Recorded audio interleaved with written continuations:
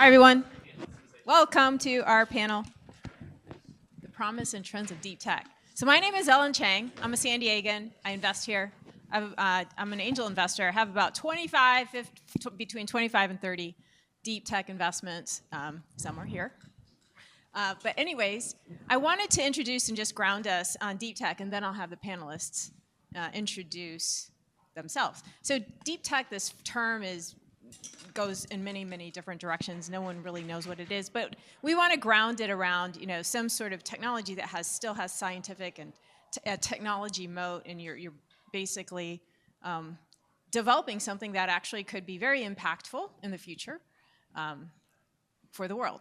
And so we have folks here very experienced in this area, either from the storytelling perspective, because it's hard to actually sometimes explain what a deep technology its impact might be, to folks building companies in this area, to folks investing in this area. So with that, Ryan, I'm going to turn it over to you for a short introduction. Sure. My name is Ryan Westerdahl. I'm the CEO and one of the founders of a company called Turion Space. We're based in Irvine, and we build and operate satellites to unleash the potential of Earth orbit. So what that means is solving the critical problems that are holding the industry back from really becoming what it could be. Things like national security threats, orbital debris, and really figuring out some areas where historically there have been misaligned incentives in the value chain. So yeah, great to be here. Steve Kiser, I'm a general partner at Veteran Ventures Capital. We invest in startups that focus on the dual-use technology, so national security and the private sector. Before that, I was a technology scout for the DoD, and before that, I served in uniform for 24 years. Hey everybody, my name is Gareth Keane. I'm an investor with a firm called Promus Ventures. I spent many happy years in San Diego working for Qualcomm Ventures for a while. Good to be back. We invest in deep tech, typically enterprise applications of deep tech, where data is a big part of the story, and we tend to write pretty early stage checks, so to seed and Series A. Currently investing out of a fund that's about $140 million. I'm Rafferty Jackson, and I help technical founders tell their stories to non-technical audiences. So basically, all those triple PhDs that are sitting in labs inside the military or in universities, inside accelerators, I sit down and I teach them about how the brain works, actually, when people are hearing complicated stories. And I help them understand how to communicate to the rest of us. My purpose is to get the ideas out. So every idea out, because I believe these technical founders are going to solve our hardest problems here on the earth and for humanity. So I want to make sure every idea gets out so experts can find the great ones and build on them, and people like Gareth and Steve will invest in them. With that, I'll start on the investor side. So how do deep tech is not new, right? We used to call it frontier tech, a lot of different terms. How do you see the landscape? How has it changed over the last, let's say, 5 years? Gareth.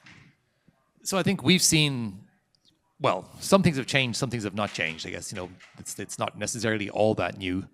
Certainly there's a bigger acceptance or a more wider acceptance from the general investing, early stage investing community for deep tech stories. You've seen some of these very big generalist funds like Andreessen Horowitz talking about American dynamism and what are fundamentally deep tech investments. I think we had an interesting window a couple of years ago with sort of exits into the public markets, which a lot of deep tech startups took advantage of, probably foolishly, to be fair. And then I think we've seen as well that there's been some interesting geopolitical changes in the world over the last 5 to 10 years that have meant that deep tech has become very geopolitically, strategically important. So we're seeing pools of capital that maybe would not have been focused on early stage innovation in the past suddenly open to making very impactful and very large investments into deep tech companies. Yeah, I have to agree with you. I mean, not just here in the US, where there seems to be supply chains being withdrawn and concerns around different types of access to different types of capabilities, but also Europe and Asia really starting to create funds and starting to invest, not just for commercialization, but also capabilities. How about you, Steve?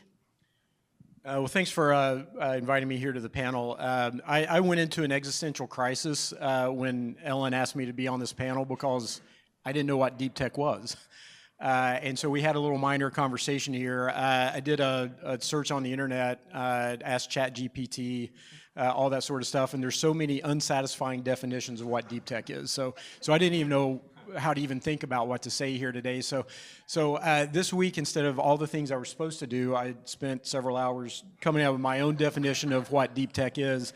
And in my opinion, it is a cross-disciplinary approach of advanced science and technology tools to significantly disrupt existing verticals or create entirely new verticals. Now, the thing to take away from that is the cross-disciplinary approach, multidisciplinary approach, and advanced science and advanced technology. And so for me, what deep tech is when you take multiple new disciplines that are either in early stage or are being created and apply them to old problems or help them create absolutely new opportunities out of thin air. So think back 60 years, 70 years, there was no such notion of an internet, right? And so that's this blue concept, but the idea of semiconductors, data signals, data packets, computing, et cetera, created this whole new thing. So what is examples of deep tech today? Obviously ChatGPT being applied to anything. Well, the creation of ChatGPT took a lot of things to get us there. Things in deep tech that I'm super excited about is like artificial intelligence applications to digital engineering as a way to disrupt product development. And so, for example, one of the companies that we invested in, we helped them raise a bridge round of $2 million for the express purpose of developing an advanced modeling and simulation tool that bridged their digital engineering technique with various AI models out there, because we think that is that valuable for that company to do that.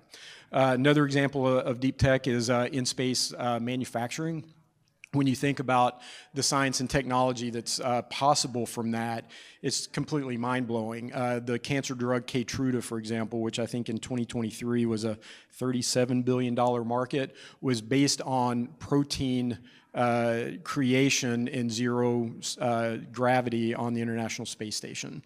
And so what else is out there, in on-space, manufacturing? And so when we look for deep tech innovation, we always look for that multidisciplinary approach that brings lots of things together that has this exponential advancement in the addressing of a problem. And so we're super excited about that. Yeah, thanks for grounding us. Well, Ryan, being a deep tech company, if you want to say that, like how has it been for you, especially as you've started, just a few years ago and just finished your raise? Yeah, so I also thought that was a really hard definition, just deep tech in general, because it could mean a lot of things. It doesn't necessarily mean that revenue is 10 years away or something like that. And I think that's actually, he kind of nailed it. Cross-disciplinary. And, at Turion, we're doing hardware and software, but it's actually a lot deeper than that even, And some of the enabling tools that have emerged that allow us to exist is companies like SpaceX. AWS ground stations is just as important, though, where now AWS in their data centers around the world, they're putting antennas so that we could talk to our satellites. And with all our data infrastructure on AWS, that really reduces cost and infrastructure and supply chain complexity. Now, I think the question was, has raising capital gotten easier? I think it's gone from maybe impossible to possible for a company like us. It's never been easy, but when we're building things that people want, and in order to kind of go with that cross-disciplinary approach, using vehicles like early stage government contracts like Phase 2 SBIRs to really kind of advance our technology foundation while we're deploying our initial products. That's how we've kind of gotten to where we are. Thank you for that. Rafferty, what do you have to add? I mean, you've been involved in this ecosystem for so long and actually have taught so many founders, scientists, how to tell their story. I think that, so when it comes to the funding side, I think dual use, we're all sort of settling into, has to be in the mix. And part of that is because the development of the technology, depending on where it's come out of research, could still have quite a ways to go before it's even going to get to the point where, Turion has products, right? They're actually working with products. There's still companies that are older than Turion that are still in the lab. And it doesn't mean that the idea that's in the lab isn't a quality idea. It's probably just a different, more disciplines are involved, or they're still waiting for an enabling deep tech development in materials, or in some sort of launch capability to happen. So they're sort of stuck waiting for some other gating factor to happen. So I think you have to still be looking for research grants. You still have to be looking for nimble groups of people very tightly built together. And that the grit of a deep tech founder is very different than the grit of what we think of as a traditional Silicon Valley founder, right? This is like, sometimes the idea is 20 years old, right? These are people that have been, publishing papers for a long time, publishing patents for a long time, waiting for other breakthroughs to happen. They're right on the cusp of what's going to happen. But they're also probably more towards my age, even though they've been waiting for other things to happen. So they definitely are going to have to be running their money differently than coming straight into the VC lane. They're going to have to be coming through hoping that Turion's product works, so then they can get on their vessel to test their product, right? They're still kind of doing the stepping. So for those folks, when I'm working with them and the university has identified the idea is important or the military has identified, I am really clear. I am in a very primal state with them. What I am encouraging them every day to think about is the 7 sentences of a story that ends with, and then we all lived happily together, right? So I make them look very far in the future and say, every morning you have to say to yourself, you solved that customer problem. Whatever it is they're trying to solve, whatever it is they think it needs to be solved, it is now solved, and we are now 10 years in the future, and the world has changed because of your idea. What does that world look like? And I work with them to paint what industries failed, what industries succeeded, what new things have happened, and I kind of sit them deeply in that nirvana state because they're in it for 30, 40 more years, right? They're in it for a long haul to get to where they're going. I think what's exciting about the capital is because people like Gareth and Steve have now done deals with success, people like Turion are up, people like Ellen are angel investing, there's a much bigger community of conversation and helping people. So if a university has somebody they really want to spin out, they can actually pick up the phone and call people now and say, okay, so what does it look like to try to do what Ryan's done? What does it look like to try to do what Steve's done? What does it look like to invest like Ellen's done? And I think because of all of that, this kind of enablement of human talent and capital coming in towards deep tech has gotten much bigger, broader, wider. That's really helpful. The fact that people are successful with SBIRs, STTRs, university grants, NATO has their big now Diana fund, so there's a bunch of other things happening in allied countries that are going to be really helpful. And then on the other side, there's really traditional software building happening that's going to have a very traditional VC experience of 3, 5, 7 years of radical success. But that software is very specifically to help enable Turion to design hardware better. Or it's software to help with the microgravity research, right? So it's not deep tech, but it's deep tech enabling. And I think because that's also happening to the side, you'll see these kind of, I feel like when we say we're on the 4th wave of innovation with deep tech, it feels like it is because of all the breadth of things that are happening around it. Oh, that's interesting. You have the 4th wave. What are the first 3 waves? Well, there's probably a Wikipedia answer that he's going to tear apart at this point, right? I'm just kidding. No, that's very good. You brought up a term, though, dual use. And maybe you can explain how you think about dual use. And then I'd like to kind of unpack that because you also talked about national security or these NATO Diana funds. And I think we want to pick at that a little bit because those are opportunities for deep tech founders, actually. So dual use. We have a dual use user What's, here, okay, so Ryan, what's dual use to you? To talk about it. Yeah, dual use is where you can sell something for national security purposes or to the government, but it also has some commercial value. So, one example of this being one thing our satellite that's in orbit right now, Droid 1, is doing is imaging other satellites from space. So from a dual use perspective, what we can do with that is we can image sensitive national security targets. For example, I don't know if anyone's seen the recent news about the Russian nuclear ASAT anti-satellite vehicle up there. And then from a commercial perspective, let's say you're a satellite operator and maybe you just launched your first satellite and you're having issues communicating with it, trying to diagnose what happened. We can image your satellite and help you check some of the boxes. Did a solar panel fail to deploy? Something along those lines. And that data is valuable for, incorporating design changes so subsequent vehicles don't have the same failure modes and stuff like that. And yeah, one thing to elaborate on the deep tech definition side, I think one reason why it is so complex, trying to define it, is really because it is growing up as an area of venture. You can have companies now with, maybe you're doing a fusion company that your go-to market product isn't going to be available for 10 years, or you could be a company that's building satellites and maybe 3 years in you're actually already deploying solutions. So I think that diversity of different types of entities that exist now within that regime just show the maturity and how viable it is as a investing category, I guess. Go ahead, Steve. Yeah, if you wouldn't mind, I think the concept of dual use really needs some historical context. And so if you go back to the end of World War II, which is, we're getting on, 75, 80 years on that, the majority of the research and development in the United States took place out of the Defense Department. And so, you had the RAND Corporation set up in Santa Monica, just right up the road here, that literally RAND came from R&D. It was created in 1947 because the Defense Department realized how important R&D was to national security.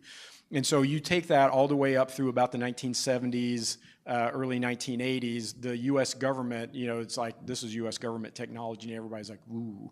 And now if you say it's U.S. technology, everybody's kind of like, whatever. But starting around the 80s and certainly in the 90s, the innovation engine of the U.S. private sector really started cranking. And there's a whole lot of reasons for that. Part of that is because the government became excessively bureaucratic. Part of that is because the U.S. university system started cranking out some extraordinary business leaders. And then there's, a few other components to that. But all of a sudden, that innovation arrow switched from the government to the private sector. And so now you find the government is largely a consumer of U.S. private sector technology. And so that's what I did for 8 years, was scour the private sector technology landscape to bring that tech to the U.S. government. But now what you're starting to see, though, is U.S. government is kind of like, all right, we need to adjust to this. And so they look to buy versus build now. And so even though they're still ramping up their R&D budget, in FY23, the U.S. Department of Defense R&D budget was $247 billion. It's the largest R&D budget in the history of the U.S. government. That is still dwarfed by 2 orders of magnitude by the R&D of the U.S. private sector. To put that into context. And so what you're also seeing now, though, is the government is releasing for licensing reasons a lot of the technology that it's developed over the years. NASA is extraordinary at that. DARPA, I wish they would do that. They literally have thousands of projects that they've paid for with U.S. taxpayer dollars over the years that they're setting on, but they need to start licensing that stuff out so the private sector can start to use it. And so what you're seeing is not this arrow pointing one way or pointing the other. What you're seeing is this blend of the government sector and the private sector in various ways that exist to generate innovative technology and, dare I say, deep tech. Yeah, thanks for that. Anything to add, Gareth? I mean, you're probably taking advantage of some of it. Yeah, certainly. I think a couple of things just to build on Steve's points. I think entities like DARPA, ARPA-E, NIH, and other sort of funders of fundamental research have been the engine that has generated a whole bunch of these, call them invention, need to be turned into an innovation that people can actually build a business on. But that has been a pretty strong trend from the US, just historically, even since the last couple of decades. And then I think from the dual use perspective, we like to see companies that can build a good commercial line of business, but for a lot of the very deep tech focused companies that we fund, the US government in particular is often their first customer and their best customer for the first 10, 15, 20 years of their life, because there's always an issue around congressional budgets and appropriations and how stuff actually gets paid for. But if you can get your head past that as an investor and realize that you're not going to see the US government sign up for like a 10-year recurring revenue contract, if you're willing to sort of roll the dice and be willing to bet that your team that you're investing in will be able to get continuing dollars from DoD or somebody, it can be a very, very sort of beneficial relationship for both sides. Yeah, I'm glad you bring that up. That's part of what I do on a daily basis. It's interesting to see that increasingly the government side is wanting companies to productize, and it's actually very challenging for folks who've been doing R&D for a long time to productize, because generally you're doing projects and you're trying to become a product-based company. But it's increasingly capable, people are increasingly able to do it, especially as the military veterans exit and want to become part of the startups that are growing. The number of startups in this kind of world is growing tremendously. I think, anybody else have last point? Because otherwise I'm going to open it up to the audience here for questions. No last points? I think one thing, your point on global GDP I thought was really interesting that you brought up.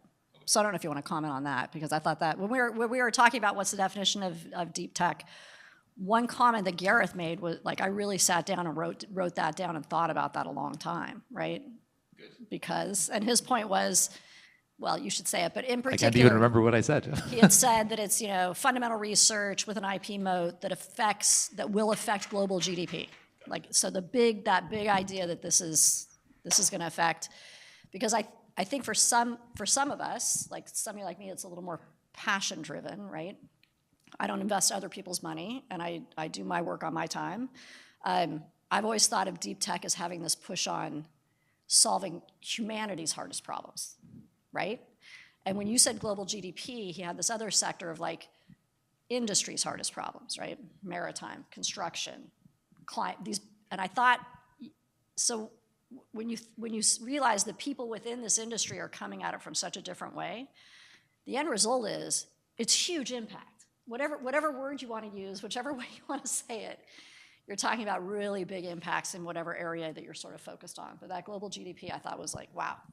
Yeah, that is kind of an interesting lens maybe to unpick a little bit. We do think about some of the companies that we fund, bringing efficiency, gains in productivity that we've seen in kind of classic ICT to areas that maybe have not benefited from those productivity gains over the last couple of decades. So areas like agriculture or construction or transportation and logistics. And that's how, I think deep tech founders and deep tech companies can have both the impact in terms of making everything more efficient, right? More efficiency means less emissions. More efficiency means, less issues, better safety, all these things, but also have a very strong economic impact on sort of global GDP.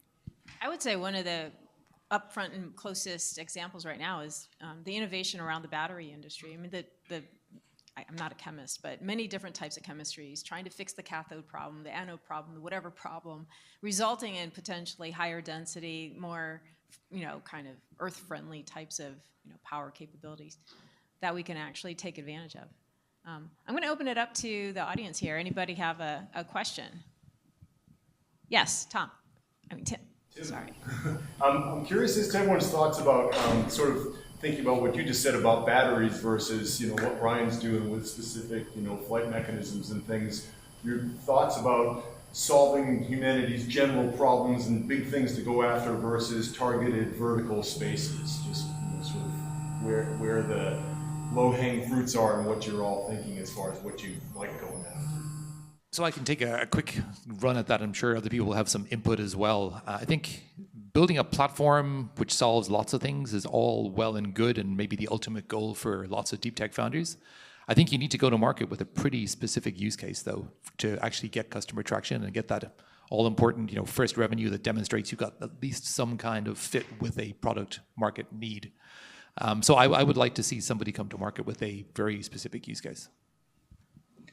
That's a super interesting question. My sense is that, again, that multidisciplinary kind of thing is that we would look for someone who takes advantage of lots of people having very deep advances and then can blend that or braid that together to come up with that one use case scenario. So one of the things that I am super hopeful for is climate change is, like, in my opinion, one of the biggest problems that we have. If we don't get after that, all this other stuff just doesn't matter, right?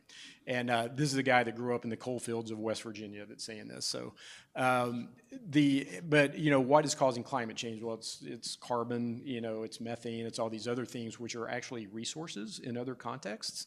And so you see a lot of things of, you know, atmospheric sweeping, you know, to capture carbon, remove methane and stuff like that. There's a lot of, you know, new tech about Earth observation for finding where the methane leaks are at and things like that. So those are very good sort of initial tools and in many ways diagnostic tools. Now we need to get to the capture tools and turn that harmful product into a resource that we can use, and do so in a way that makes somebody somewhere a lot of money, because they'll be very motivated to solve that problem. Which is actually a challenging area, right? The circular economy and those types of companies out there really trying to figure that out. I think Scripps here with Start Blue has several looking to try to, you know, figure out how to put carbon into the ocean and you know, develop wave energy out of it. I mean, it's a long haul. So the hardest thing about working with deep tech founders when they're in the 2, 3, 4 people, which is really where I spend most of my time, is so a successful enterprise lives and dies by a customer problem, right? It's not, you can't fall in love with the product. You have to fall in love with the customer problem. You have to live, die, breathe, suffer, sweat that customer problem, and then deliver products against it, right? Deep tech often starts the exact opposite, right? It's research that was very significant and important within that research sector to that particular doctor's laboratory, right? That thing. It doesn't mean there's a customer problem, right? And it doesn't mean there's actually something for it to go fix.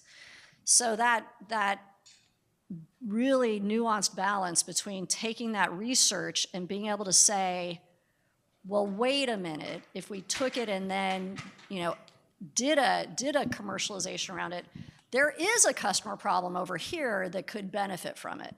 That is why academic research startups fail at a higher rate. It's kind of just like a point blank, that's the problem. Because they didn't get born out of, you know, I'm assuming from the name of Droid 1 and all your science fiction fan, you had probably a pretty straightforward point of view, which is, okay, well, if we're going to be, I don't know your story, but I'm going to guess it's something like, we're going to commercial space, we got to have situational awareness, I'm going to be the guy who solves that. And that's a customer problem, right?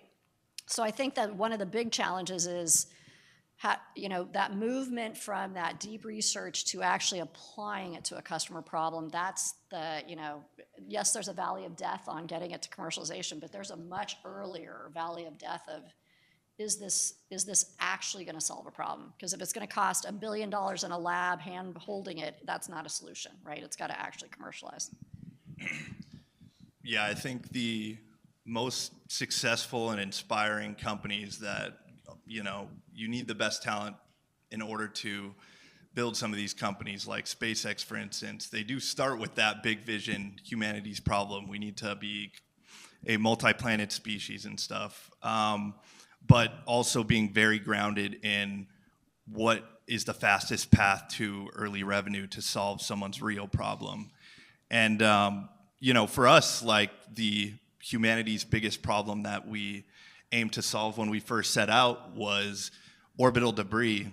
You know, it may not seem like a big issue now, but if that problem isn't solved with, you know, better situational awareness and the ability to remove objects from orbit, then what's going to happen is it is not going to be commercially feasible to generate value in orbit. It's going to be too expensive or too risky. So really, and if that happens, if you can't make money in space, then the advancement of space technology will stagnate, and we'll be waiting around on this rock, waiting for something to take us out. So we really see it as, you know, the orbital debris problem as one of humanity's largest civilizational threats. But, you know, we're very focused on getting to market quickly, and, you know, in less than 2 years, getting our first satellite up, and now starting the data sales part of the business is something that we, you know, were focused on from the beginning. Also say the banking systems will stop working, and you won't be able to find, and Google Maps will stop working. You'll be able to get gas because, you know, Exactly, no gas because, you know, the space assets are impacted. Yes, please. So, my name is Pradeep. So, a couple of questions. So, when you talk about deep tech, it's obviously going to be risky because there's a lot of uncertainty involved. So, as VCs, what goes on in your mind to understand like what makes you fun, basically? And the other one is when. So, it's in this current situation when fundings are kind of drying up. Deep techs, what is the situation right now, and how do you see it? I mean, I do understand that like you can address some immediate issues, but if you are kind of restricting if you are not funding deep tech, which can bring up potentially like a lot of more use cases in the future. We have like 1 minute to respond, so. Okay, so really quickly from me, I think we look at the same thing as any investor. We look at the team, we look at the market, and we think about the timing. That's kind of the three things that we really think about. And it's the same for a deep tech company versus a non-deep tech company. Funding-wise, early stage deep tech is actually still pretty healthy, still pretty active. It's these later, much bigger rounds, especially for companies that need to raise really significant amounts of capital, which unfortunately some deep tech companies do. That has certainly got challenging now that we're out of a sort of a zero interest rate environment. The only thing I would add to that, 100% agree.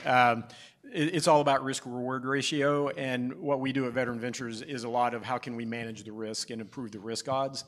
And so we do a lot of work with our founders about getting non-dilutive capital from the government to help de-risk that and also help them go find those markets for those sorts of things. But if there is any place where the team is more important in a consideration of any investment, it is deep tech. It doesn't matter how good an idea is in deep tech, you have to have a really good team around that. You have the best idea in the world, but unless you have a crack team, it's not going to go anywhere. Let's give them a round of applause. Thank you.